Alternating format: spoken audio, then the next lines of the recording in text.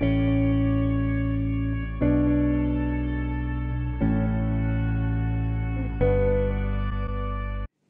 teman-teman, kita jumpa lagi di dalam Intimate Project yang kedua.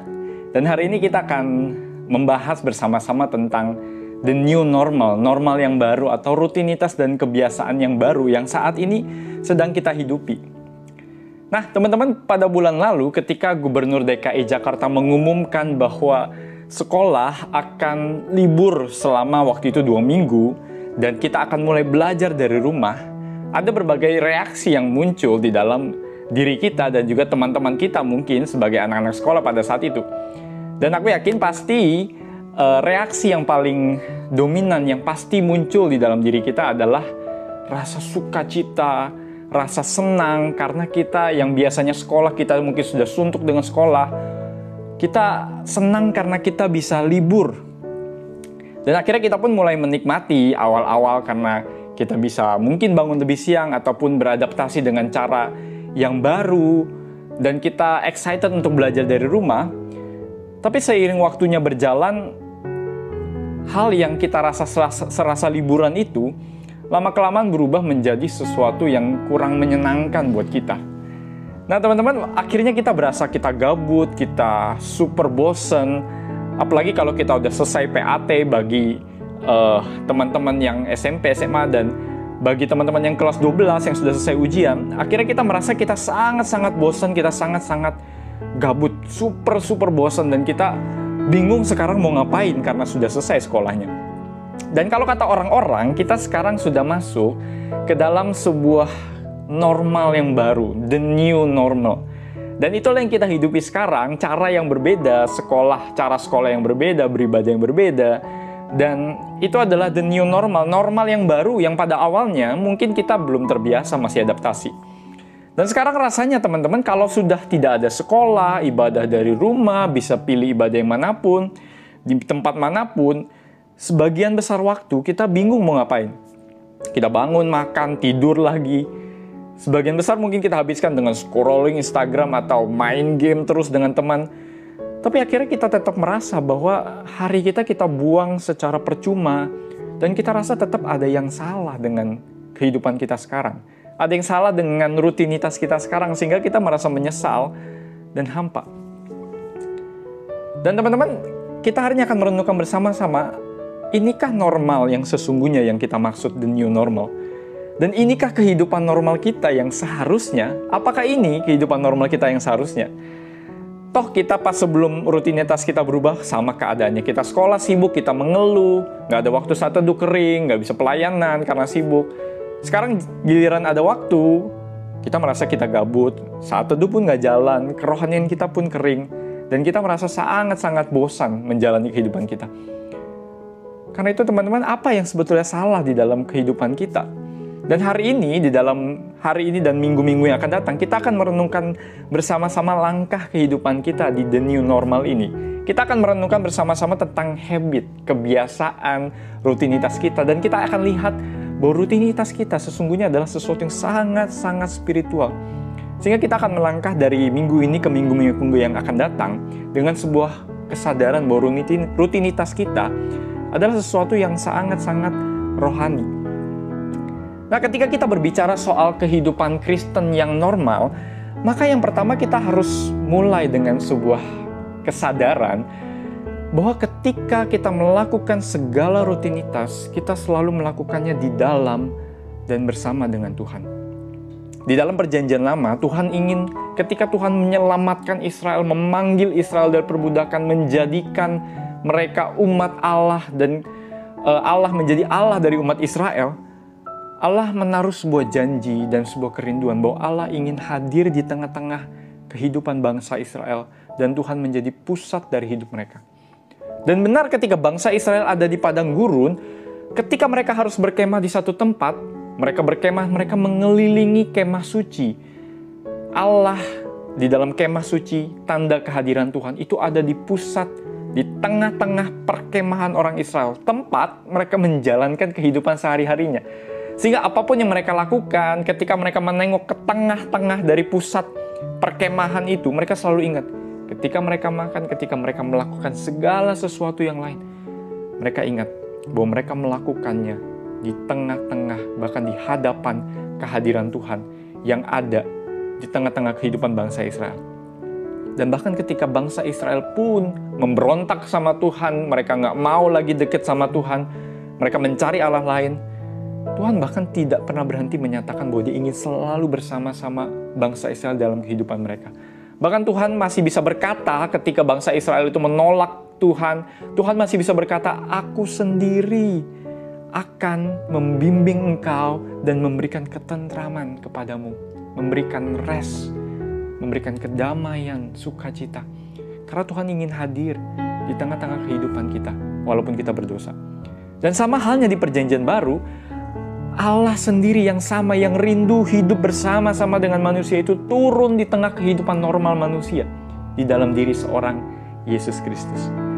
Immanuel, Allah beserta dengan kita.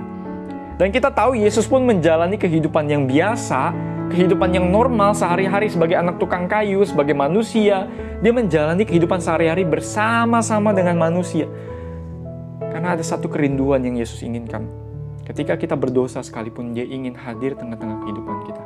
Bahkan di tengah kehidupan yang kita rasa sangat-sangat biasa saja, Tuhan ingin hadir. Dan Kristus Sang Immanuel itu hadir di dalam kehidupan kita. Dan Dia melakukan segala sesuatu pada saat itu bersama dengan murid-muridnya. Dia tidur dengan murid-muridnya, Dia makan dengan murid-muridnya, Dia melakukan segala sesuatu kalau kita baca kitab Injil. Dan bahkan sampai kepada masa Paulus dapat berkata, Kristus Sang Immanuel itu hidup di dalam diri kita. Di dalam Galatia, Paulus berkata, "Namun aku hidup, tetapi bukan aku lagi sendiri yang hidup, tetapi Kristus yang hidup di dalam aku." Teman-teman, bisakah kita bayangkan kehidupan yang seperti itu? Kristus hidup di dalam kita dan bersama-sama dengan kita. Artinya apa? Artinya kita sebagai anak Tuhan, sebagai orang Kristen, itu bukan cuma masalah kita datang ke gereja, kita melakukan hal-hal yang rohani. Tidak. Teman-teman, tidak ada waktu di mana kita tidak bersama-sama dengan Allah. Tidak ada waktu di mana kita tidak bersama-sama dengan Allah. Bahkan ketika kita melakukan hal-hal yang sehari-hari, kita bangun, kita sikat gigi, kita mandi, kita makan, kita berbicara dengan teman, chatting, main game, hal-hal yang mungkin bagi kita sangat sekuler, tetapi Allah hadir sesungguhnya di dalam kehidupan yang biasa. Itu adalah sesuatu yang rohani. Kenapa? Karena Dia hidup di dalam kita. Para teolog menyebut ini sebagai coram Deo, before the face of God, di hadapan wajah Allah. Artinya hidup kita sebagai orang Kristen yang sudah ditebus oleh Kristus, Kristus hadir dalam hidup kita, Dia hidup dalam hidup kita. Dan kita selalu bersama-sama dengan Yesus, tidak terpisahkan. Dan apapun yang teman-teman lakukan, kita lakukan saat ini. Kita selalu melakukannya di hadapan, muka dengan Tuhan.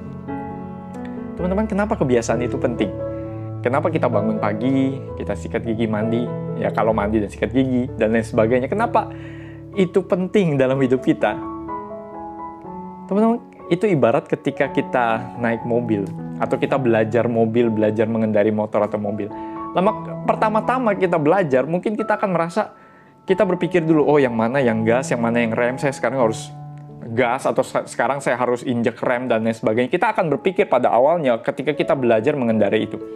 Tetapi lama-kelamaan ketika kita sudah terbiasa dan melakukan itu hari lepas hari, kita tidak lagi memikirkan itu. Kenapa? Karena kita sudah sadar, di bawah alam bawah sadar kita sudah ada kepekaan bahwa ini saya harus belok, bahwa ini saya harus tekan, injak rem, injak gas, dan lain sebagainya. Kita sudah tahu. Dan sama halnya dengan kebiasaan kita.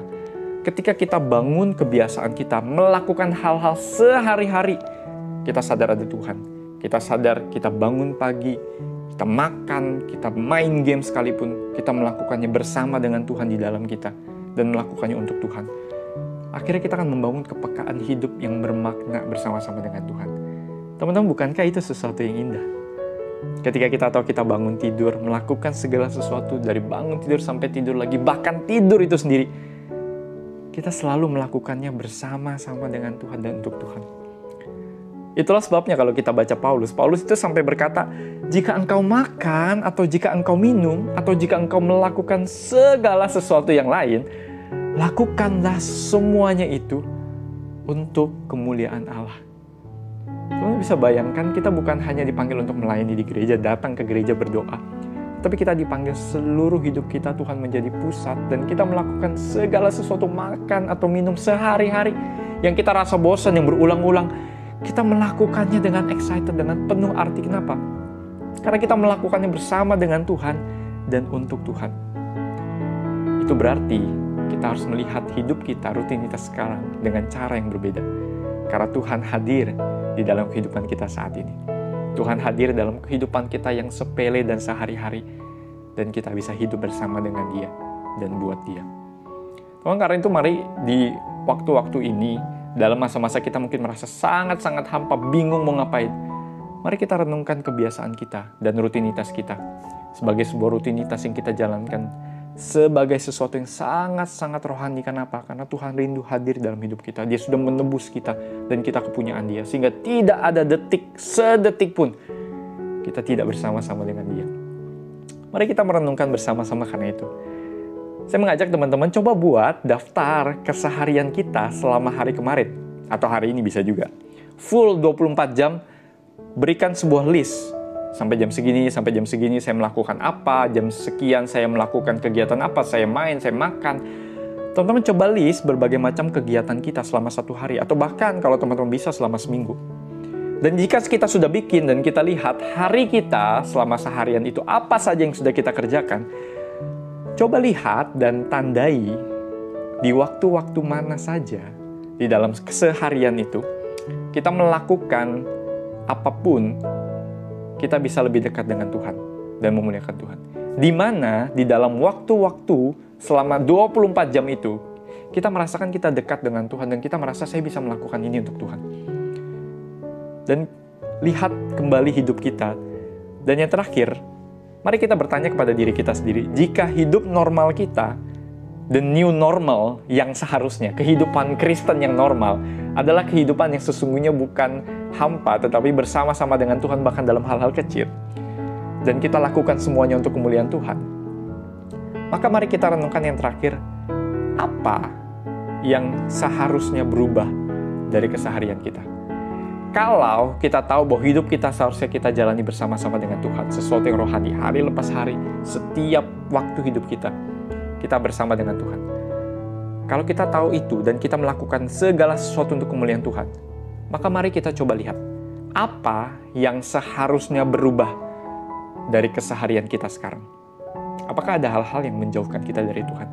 Apakah ada hal-hal yang malah membuat kita tidak peka sama Tuhan? Apakah ada hal-hal yang malah menyakiti hati Tuhan, tidak berkenan kepada Tuhan? Atau adakah hal-hal yang bisa kita tambahkan, kita ganti untuk memuliakan Tuhan? Apa yang seharusnya berubah? Teman-teman, biarlah kita bisa merenungkan hidup kita bersama-sama dengan Tuhan. The new normal, baik di kondisi apapun, di dalam musim apapun. The new normal adalah kita hidup selalu bersama-sama dengan Tuhan. God bless you all. Sampai jumpa minggu depan.